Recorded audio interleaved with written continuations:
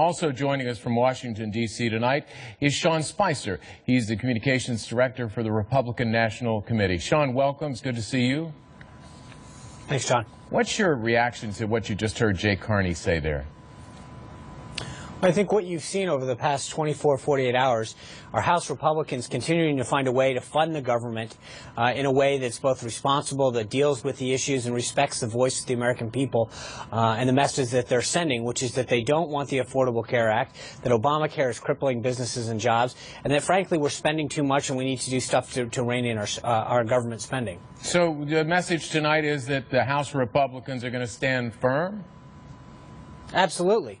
I think it's not just stand firm, but you've seen, it's the irony of what you've seen over the last 72 hours is I think it's now 6 times they've voted to fund the government, to keep the government open, and yet out of hand, it's dismissed by Senate Democrats and Senator Reid.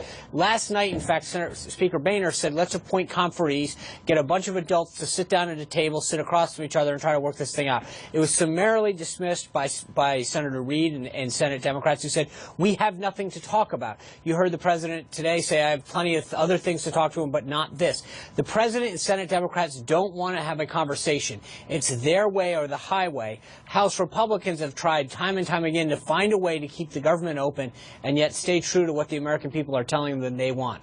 We heard some House Republicans, though, who said today, after they voted for the bill yesterday and the day before, which essentially linked Obamacare in the budget, that they wanted a clean bill and they would support a clean bill without any other thing like Obamacare attached to it. So is there any chance that Republicans are beginning to lose some support from their own party?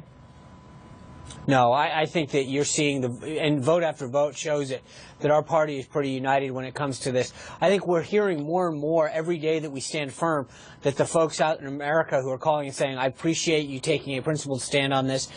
We saw today how disastrous the Affordable Care Act.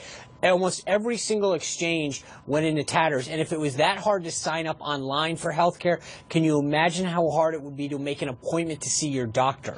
That's what I think America's upset about right now, and saying that they want House Republicans to stand firm, stand united, and support what's going on in America.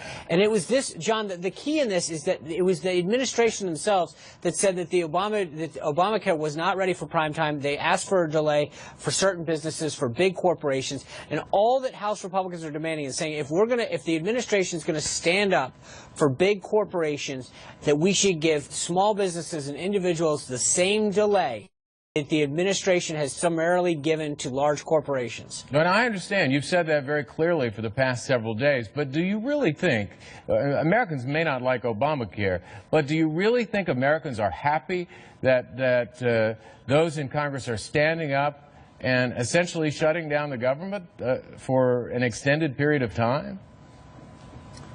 Well, I think no one wants the government to shut down. Neither side, I believe, but House Republicans have voted multiple times to find ways to maintain the government staying open. In fact, Libby just reported at the top of your show that they voted on 3 different bills to keep veterans paid, national monuments open, and the city of D.C. open. And summarily, the House Democrats said, we're not playing that game. We want nothing. We want all or nothing. So it's frankly the Republicans that are bending over backwards trying to keep this open, and Democrats both in the House and in the Senate that want nothing to do with it. So you think it's a good idea to piecemeal out the budget and have votes on every individual part of it? Yes.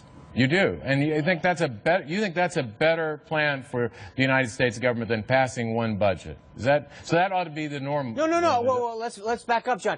What the process is supposed to happen is there are 13 appropriations bills. Right. Frankly, what Speaker Boehner and House Republicans did today is closer to regular order than what we've seen, which is the end of the government comes, we pass an omnibus or a CR to keep the government funded. The process is supposed to work the way it worked tonight, which is that you pass one of 13 bills to keep the different pieces of the government open. And frankly, that's actually more in accord with what the president has talked about in terms of what they call in Washington regular order. So the irony of them being opposed to this is what the president has actually asked for. So is there a way out of this? Well, I hope so. And frankly, I think tonight part of what we could have done is started to get the government back on track, the different pieces that we all agree on that keep spending low. get the government back on track and then get really down to the nut of this debate instead of making everyone in the government suffer through this and making the American people who have to rely on key services of the government to have to go through this. So I frankly applaud the approach of the House Republicans, and I hope that we could get back to getting that part of the government funded that we all agree upon, and then fight out just the piece that we have an issue with. And how long would that take? Oh, God, that's if I could guess that, John, I would be out playing. Well, you know, I mean, I think American people are asking that question. I agree. I think you're asking the right question.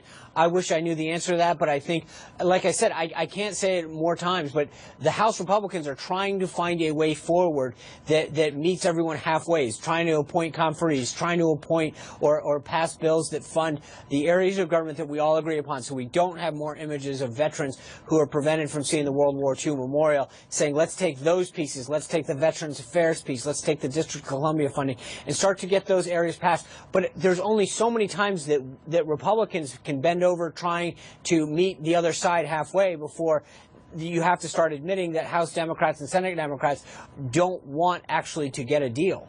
Sean, I know you're busy tonight, and we appreciate your time. You've got other interviews to get to, but we thank you for joining us from Washington. It's a pleasure, John. Thank you for having me. There are two major money issues that